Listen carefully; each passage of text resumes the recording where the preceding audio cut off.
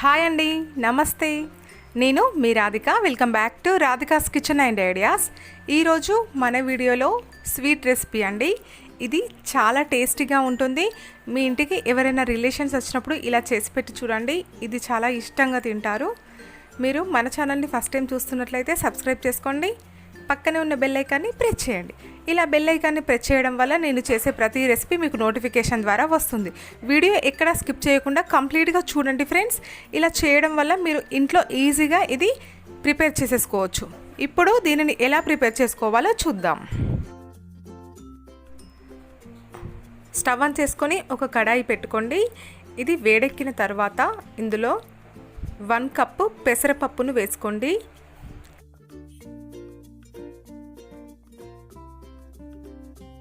పెసరపప్పు అనేది స్మెల్ అంతా పోయి మంచి వాసన వచ్చేంత వరకు, కలర్ అంతా చేంజ్ అయ్యేంత వరకు మనం ఇలా దీనిని వేయించుకోవాలండి.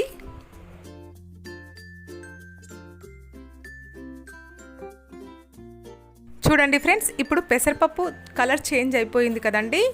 ఇప్పుడు దీనిని ఒక గిన్నెలోకి తీసుకుంటున్నాను.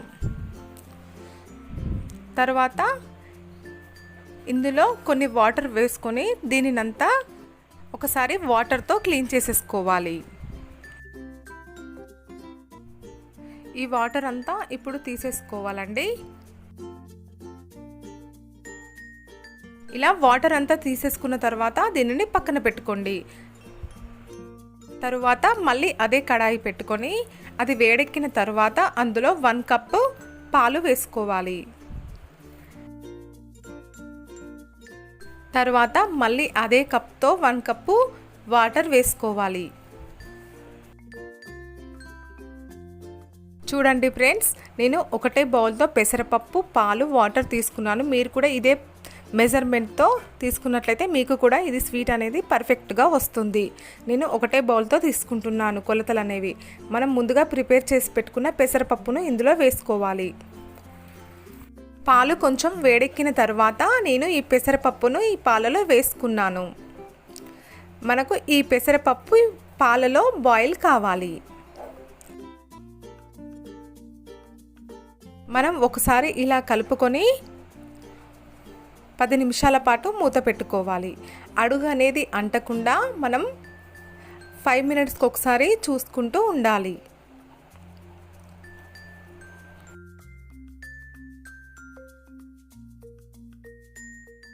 చూడండి ఫ్రెండ్స్, ఇప్పుడు కొంచెం కొంచెంగా పప్పు అనేది ఉడికిపోతుంది ఈ పాలలో. మనకు ఈ పాలలో పప్పు ఉడకడానికి కనీసం 15 నిమిషాల టైం అయితే పడుతుంది.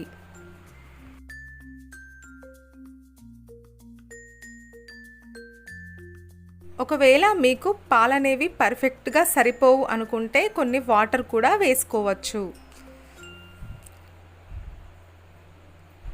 చూడండి ఫ్రెండ్స్, ఇప్పుడు మనకి పప్పు అనేది మెత్తగా ఉడికిపోయేంత వరకు మనం ఇలాగే మూత పెట్టుకుంటూ కలుపుకుంటూ ఉండాలి.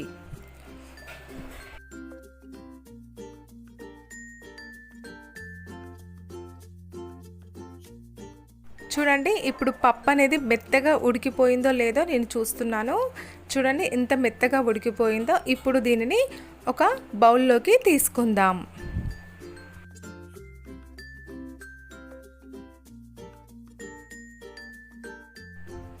ఇలా పప్పు అంతా మెత్తగా ఉడికిపోయింది కదా ఫ్రెండ్స్. ఇప్పుడు దీనినంతా ఒక గిన్నెలోకి తీసుకుంటున్నాను. ఇప్పుడు ఈ పప్పు అంతా చల్లారనివ్వాలి. ఇది చల్లారిన తర్వాత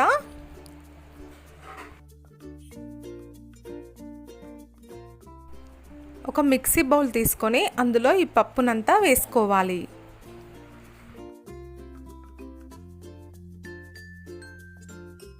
మీకు పప్పు ఏమైనా డ్రైగా అనిపిస్తే పాలు అయినా లేదా వాటర్ అయినా కూడా యాడ్ చేసుకొని మనం మిక్సీ పట్టుకోవచ్చు. చూడండి ఫ్రెండ్స్, ఇలా నేను మిక్సీ పట్టుకొచ్చాను. ఇలా ఒక పేస్ట్లా వచ్చేస్తుంది. ఒకవేళ మీకు ఇక్కడ డ్రైగా అనిపిస్తే వాటర్ అయినా మిల్క్ అయినా యాడ్ చేసుకోవచ్చండి. తర్వాత స్టవ్ ఆన్ చేసుకొని ఒక బౌల్ పెట్టుకోండి. ఇది వేడెక్కిన తర్వాత ఇందులో 1 కప్పు పాలు, 1 కప్పు వాటర్ యాడ్ చేసుకోవాలి. ఇలా యాడ్ చేసుకున్న తర్వాత ఇవి కొంచెం బాయిల్ కావాలి.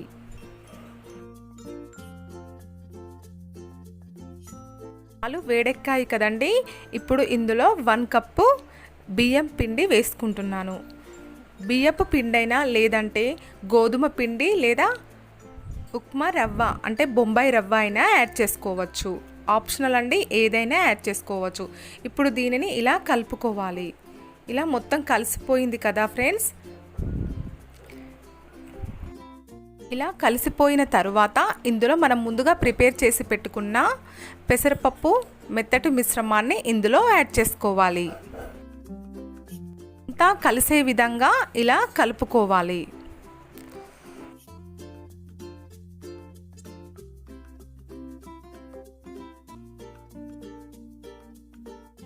మనకు ఇది ఒక చపాతీ పిండిలా వచ్చేంత వరకు మనం దీనిని ఇలాగే కలుపుతూ ఉండాలి.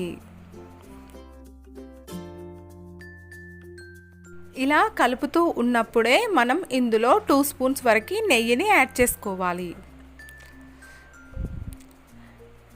నెయ్యి లేకపోతే ఇందులో ఆయిల్ కూడా యాడ్ చేసుకోవచ్చు.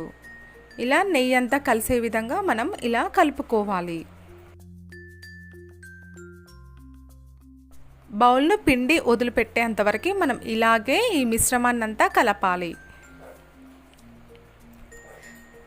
మంటని చిన్నగా పెట్టుకొని ఈ ప్రాసెస్ అంతా చేయాలండి, లేదంటే కింద మాడిపోయి టేస్ట్ అనేది చేంజ్ అవుతుంది. ఇప్పుడు స్టవ్ ఆఫ్ చేసుకొని దీన్ని పక్కన పెట్టుకుందాం. మళ్ళీ వేరే బౌల్ తీసుకొని 1 కప్ షుగర్ యాడ్ చేసుకోవాలి. 1 కప్ చక్కెరకు 2 కప్పుల వాటర్ని యాడ్ చేసుకోవాలి.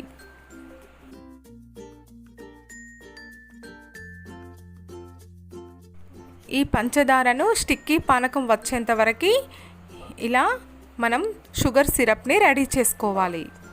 మనకు గులాబ్ జామున్ పానకం లాగా వస్తే సరిపోతుందండి. ఇందులో 1 స్పూన్ ఏలకుల పౌడర్ని యాడ్ చేసుకోవాలి. ఇప్పుడు మనకు పానకం వచ్చేసింది కదా ఫ్రెండ్స్. ఇప్పుడు దీనిని మూత పెట్టుకొని పక్కన పెట్టుకుందాం. తరువాత పెసరపప్పు మిశ్రమాన్ని ఒకసారి ఆయిల్ ఉన్నా లేదంటే నెయ్యి అయినా వేసుకొని ఒకసారి ఇలా కలుపుకోవాలి. ఇలా ఒక 5 మినిట్స్ పాటు కలుపుకున్నాం కదా ఫ్రెండ్స్. దీనిని చిన్న చిన్న ముద్దలుగా తీసుకోవాలి. నేను వీడియోలో చూపిస్తున్న విధంగా ఇలా ఒక బాల్లా తీసుకోండి. ఇది 2 చేతులతో ఇలా చేసుకొని మనం ఒక లీఫ్ లాగా చేసుకోవాలి.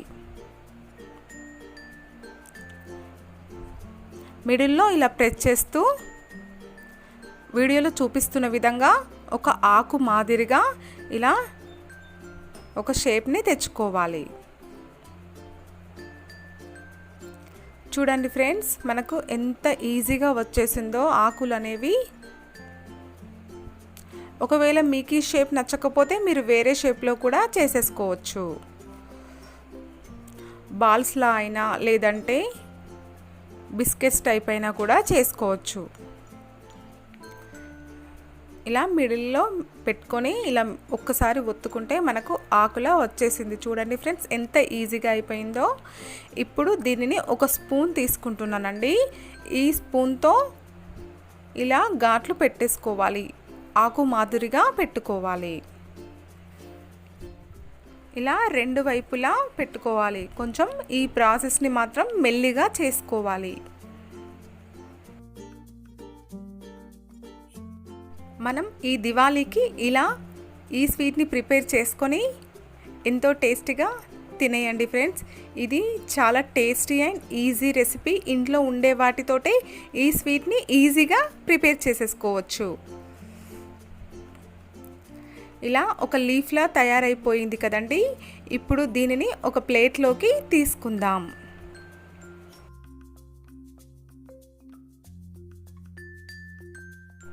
ఇలా చేసుకున్నాం కదా ఫ్రెండ్స్. ఇప్పుడు పిండినంతా కూడా ఇలా ఉండలుగా చేసుకొని ఒక్కొక్క రౌండ్ బాల్లా చేసుకొని అన్నింటినీ ఇలా లీఫ్లా చేసేసుకోవాలి.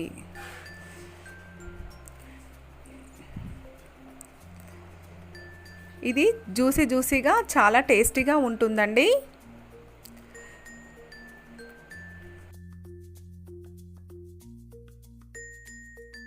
మళ్ళీ స్పూన్ తీసుకొని అదే మాదిరిగా ఇలా లీఫ్లా పెట్టేసుకోవాలి లైన్స్.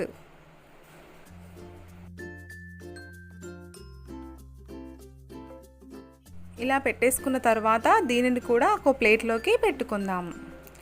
ఇలా అన్ని లీఫ్లని ఇలా తయారు చేసి నేను చూపిస్తున్నానండి. మీరు కూడా అన్నింటినీ ఇలా తయారు చేసుకోండి. చూడండి, చూడ్డానికి ఎంత చాలా బాగున్నాయో, తింటే కూడా చాలా రుచిగా ఉంటాయండి. ఇప్పుడు వీటిని పక్కన పెట్టుకుందాం. తర్వాత ఒక పెనం తీసుకోండి. స్టవ్ ఆన్ చేసి పెనం పెట్టుకొని దీనిపైన కొంచెం ఆయిల్ వేసుకోవాలి. ఈ పెనం వేడెక్కిన తర్వాత ఇందులో ఒక్కొక్క లీఫ్ అనేది పెట్టుకుంటూ మనం దీనిని చపాతీలాగా ఫ్రై చేసుకోవాలి. మీరు ఇలా కాకుండా కూడా డీప్ ఫ్రై కూడా చేసుకోవచ్చు. డీప్ ఫ్రై చేసేటప్పుడు ఆయిల్లో వేసి కదపకుండా మెల్లిగా టర్న్ చేసుకోవాలి. ఇలా పెట్టుకున్న తర్వాత దీనిపైన ఆయిల్ వేసుకోవాలి.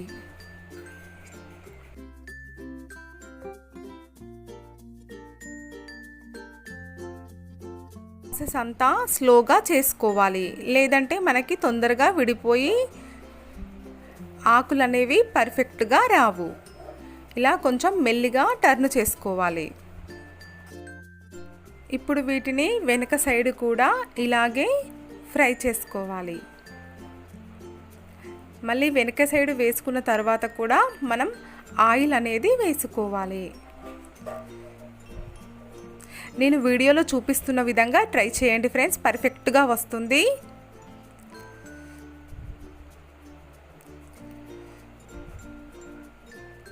ఇలా రెండు వైపులా కాల్చుకున్న తర్వాత దీనిని ఒక ప్లేట్లోకి తీసుకోవాలి.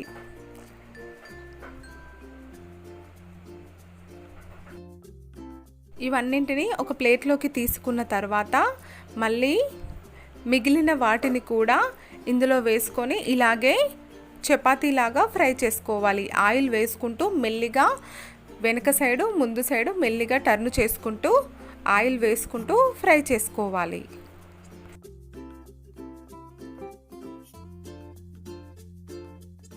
నేను వీడియోలో చూపిస్తున్న విధంగా పర్ఫెక్ట్గా చేయండి ఫ్రెండ్స్, పర్ఫెక్ట్గా వచ్చేస్తుంది. ఇది చాలా ఈజీ అండ్ స్వీట్ రెసిపీ. ఇది చాలా టేస్టీగా కూడా ఉంటుంది, పర్ఫెక్ట్గా కూడా వస్తుంది.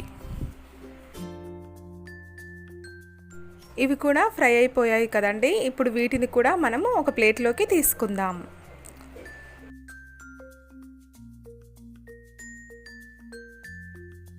ఈ ప్రాసెస్ అంతా నెమ్మదిగా చేసుకోండి ఫ్రెండ్స్. తర్వాత మనం ముందుగా ప్రిపేర్ చేసి పెట్టుకున్న చక్కెర పానకం ఉంది కదండి, అది మళ్ళీ కొంచెం వేడి చేసుకోవాలి. ఒక 5 మినిట్స్ పాటు వేడి చేస్తే సరిపోతుందండి. ఎక్కువసేపు కూడా వేడి చేయొద్దు. అలా కొంచెం గోరువెచ్చగా కావాలి. ఇలా వేడి చేసిన మిశ్రమాన్ని మనం ముందుగా ప్రిపేర్ చేసుకున్న లీఫ్లో ఈ పానకం అంతా వేసుకోవాలి. వేసిన తర్వాత ఒక 2 గంటల పాటు దీనిని పక్కన పెట్టుకుందాం. తర్వాత ఒక లీఫ్ని చూపిస్తున్నానండి. జ్యూసీగా గులాబ్ జామ్ టైప్లో ఎంత టేస్టీగా ఉంటుందంటే మీరు ఒక్కసారి తింటే మర్చిపోలేరు. ఈజీ అండ్ ఫాస్ట్గా కూడా అయిపోతుంది అండ్ చాలా టేస్టీ రెసిపీ. ఏదైనా ఫెస్టివల్కైనా దివాళీకైనా దీనిని ప్రిపేర్ చేసుకోవచ్చండి. ఇది చాలా ఈజీ, జ్యూసీగా అండ్ టేస్టీగా ఉంటుంది. పెసరపప్పు కాబట్టి ఇందులో చాలా ప్రోటీన్స్ ఉంటాయి అండ్ చాలా ఫాస్ట్గా కూడా అయిపోతుంది. మీకు నా వీడియో నచ్చింది కదా ఫ్రెండ్స్, అయితే లైక్ చేయండి, మీ ఫ్రెండ్స్కి షేర్ చేయండి. ఇలాంటి మరెన్నో రెసిపీస్ పొందటానికి మన ఛానల్ని సబ్స్క్రైబ్ చేసుకోండి. పక్కనే ఉన్న బెల్ ఐకాన్ని ప్రెస్ చేయండి. Thank you for watching friends. Bye.